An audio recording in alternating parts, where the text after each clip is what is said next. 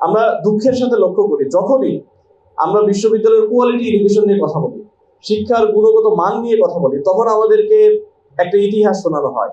ইতিহাস হচ্ছে যে ঢাকা বিশ্ববিদ্যালয় অন্যান্য পৃথিবীর যে কোনো বিশ্ববিদ্যালয় থেকে আলাদা। কেন?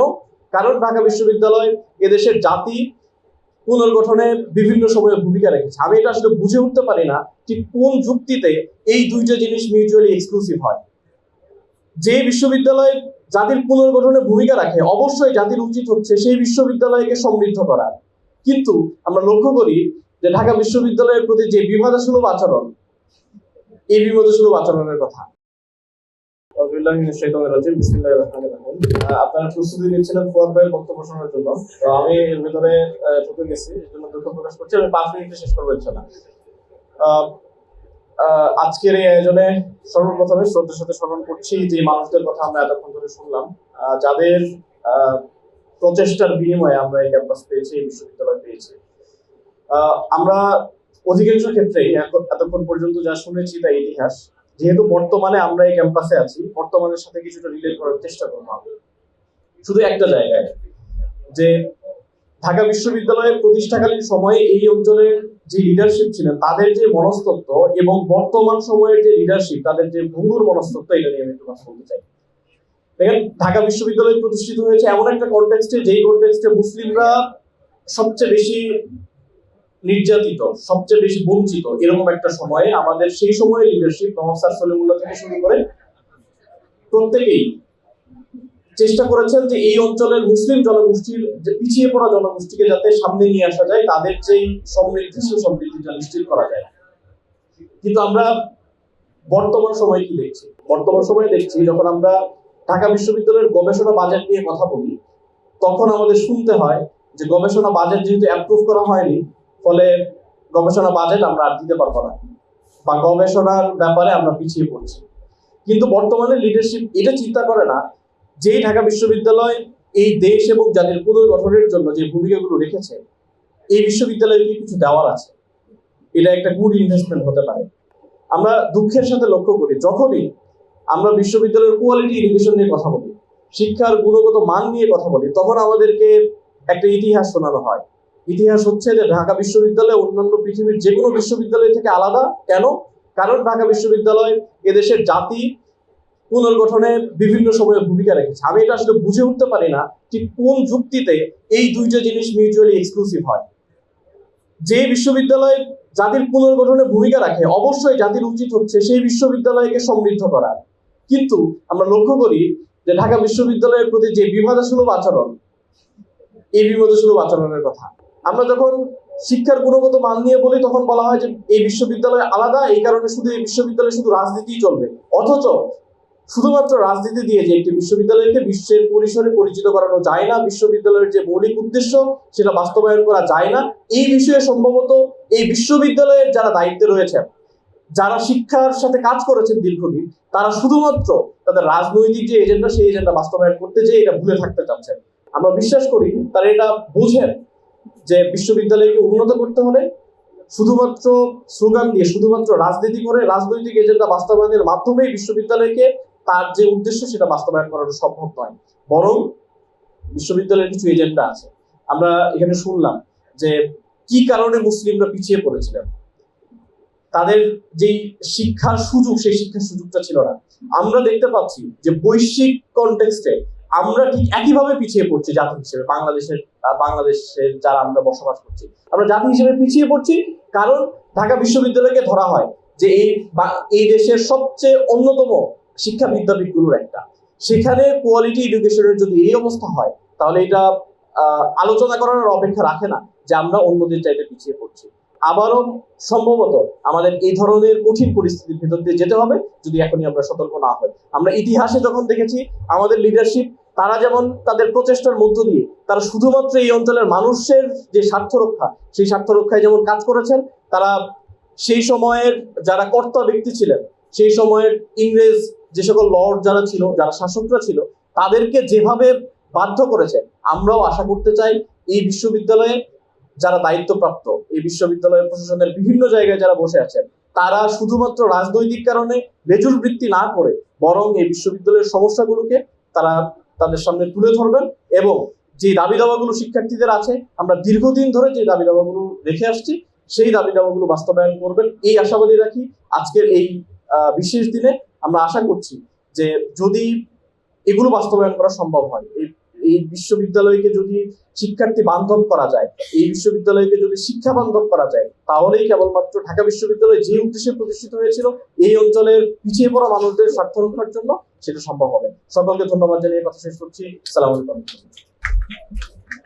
অসংখ্য ধন্যবাদ জানাচ্ছি ডাকসু সম্মানিত ইতিহাস ও বাংলাদেশ ইসলামী ছাত্র শিবির।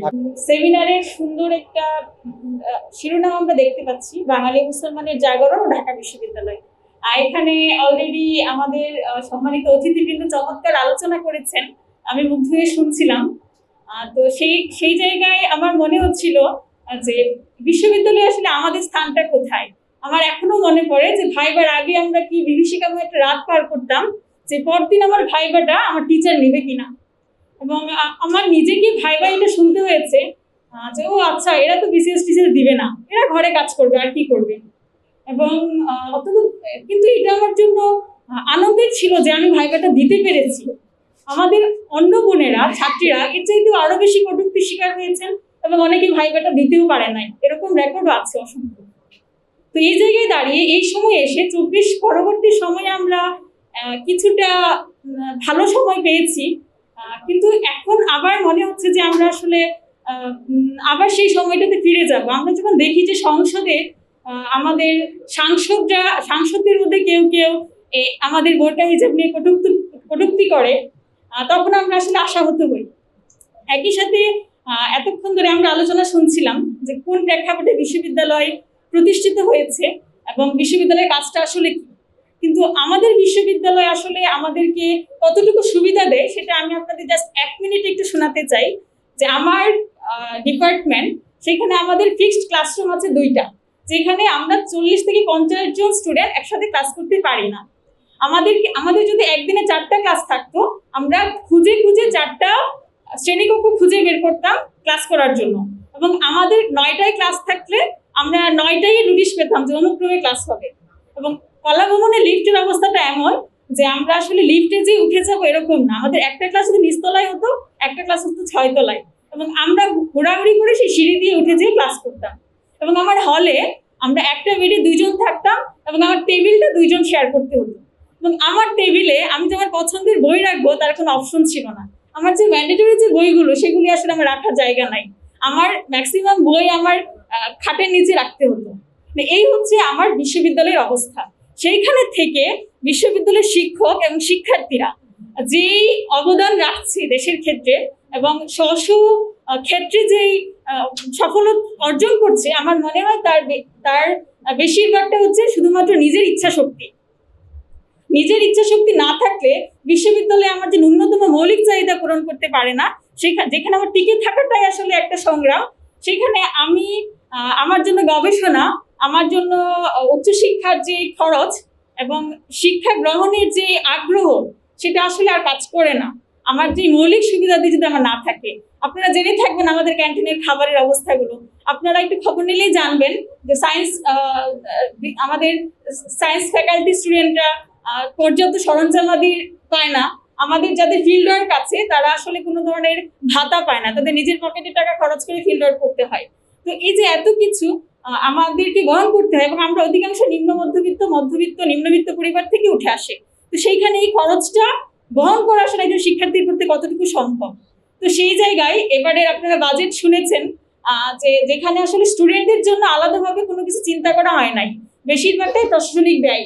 সেখানে আমাদের ডাকসু থেকে যারা ছিলেন সিনেট সদস্য তারা সেগুলো তুলে ধরেছেন, কিন্তু আমরা খুব বেশি আশা সেখানে দেখতে পাই নাই। তো অবশেষে তারপরও এত না পাওয়ার মধ্যেও আসলে আমরা বিশ্ববিদ্যালয়ে তো অনেক কিছু পেয়েছি এবং রাজনৈতিকভাবে তার একটা সফল ইতিহাস আছে, এবং শেষ 24-এর আন্দোলনেও আমরা সেটা দেখেছি। তো সেই জায়গা থেকে আমরা পুরো আশা ছেড়ে দিতে চাই না, আমরা আশা দেখি যে আমাদের বিশ্ববিদ্যালয় আবারও সেই জন্মলগ্নের মতো আবারও আমাদের বিশ্ববিদ্যালয়ের মতো হয়ে উঠবে, এই আশা রেখে আমি এখানে শেষ করছি। ধন্যবাদ সবাই।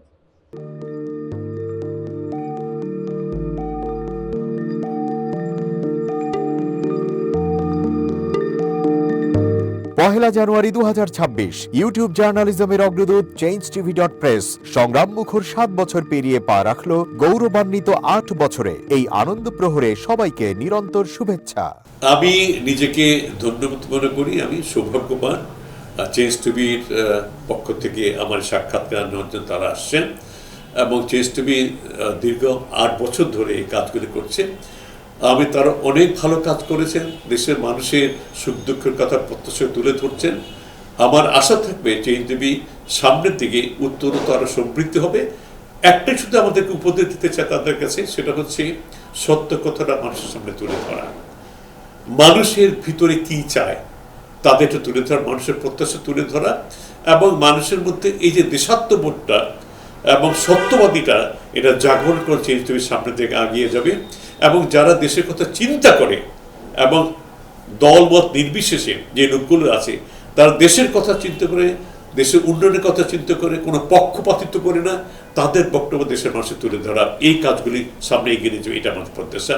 অনেক ধন্যবাদ আপনাদেরকে, দেশবাসীকে, দেশবাসী সবাইকে আমি ধন্যবাদ জানাচ্ছি। change.tv.press এক ফোঁটা হলুদ নেই।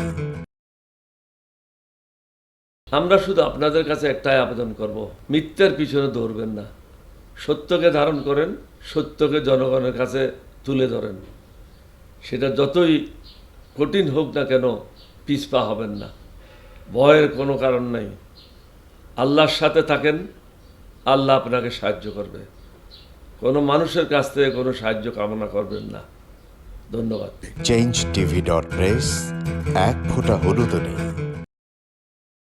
হ্যাঁ, চেঞ্জ টিভি আমি বিশেষ কারণে দেখি সুযোগ পেলে, বিশেষ করে তোমার অনুষ্ঠানটা যখন হয় আগে পরে আমি দেখে থাকি, ভালো লাগে, উপস্থাপনা ভালো, মোটামুটি সব কিছু ভালো। আমি তাদের শুভকামনা করি এবং চেঞ্জ টিভি আমি আশা করি সবসময় নিরপেক্ষ, যেহেতু এই চেঞ্জ টিভিটা সংবাদ প্রচারের একটা মাধ্যম, সুতরাং সঠিক সংবাদটাই চেঞ্জ টিভি প্রচার করবে, এটাই আমার কামনা থাকবে তাদের কাছে, সেই সঙ্গে আমার শুভেচ্ছা থাকবে। change.tv.press এক ফোঁটা হলুদ